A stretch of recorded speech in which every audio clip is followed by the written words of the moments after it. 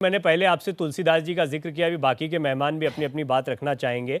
अगर आपने रामचरितमानस पढ़ी है तो उसमें क्या आपको कहीं ये इस बात का जिक्र नहीं मिला कि यही वो अयोध्या थी, यही वो जगह थी जहां पर रामचंद्र जी का जन्म हुआ था, या आपने उसको सतही तौर पर पढ़ा है? देखिए, अयोध्या का नाम तो है, अयोध्या को जन्मभूमि माना गया है। मैं सवाल ये उठा रहा हूं कि अयोध्या है कहाँ। ठीक है, चलिए मैं अभी सभी मेहमानों पर जाऊं उससे पहले एक चौपाई जो भगवान श्री राम के श्रीमुख से निकलती है और जो तुलसीदास जी ने बकायदा लिखी है उत्तरकांड में, जरा उसको पढ़ता हूं, उसका मतलब भी आप थोड़ा समझाइए, आपको क्या समझ में आया अपनी रिसर्च में। जन्म भूमि मम पुरी सुहावनी, उत्तर दिशि बह सरजु पावनी, जा मज्जनते बिनय प्रयासा, मम समीप नर पावही बासा। जरा इसका अर्थ मुझे समझाएं, और सरयू नदी जिसका वो जिक्र कर रहे हैं जो उस शहर के उत्तर दिशा में बहती है, इसके मायने आपको क्या समझ में आए?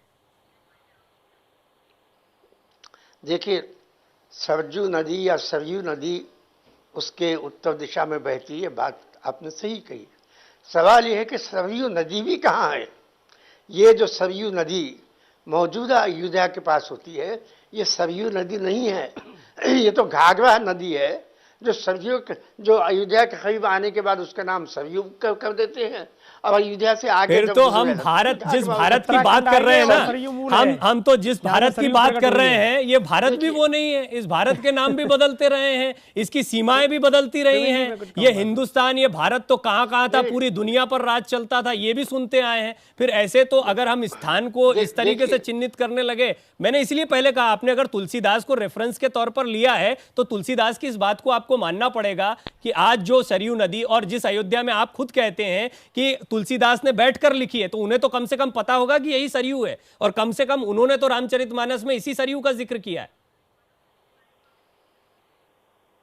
ठीक है, लेकिन वेद का जो लोगों ने मुताला करके लिखा है, वेद में कहीं श्री रामचंद्र नहीं। पहले आप ये बताइए, आप ये मान रहे हैं कि तुलसीदास जी ने, गोस्वामी तुलसीदास जी ने इसी अयोध्या का जिक्र किया? पहले तो आप ये मान रहे हैं इस बात से? नहीं, मैं तो ये मानता हूं कि तुलसीदास ने इसी सरयू का जिक्र किया।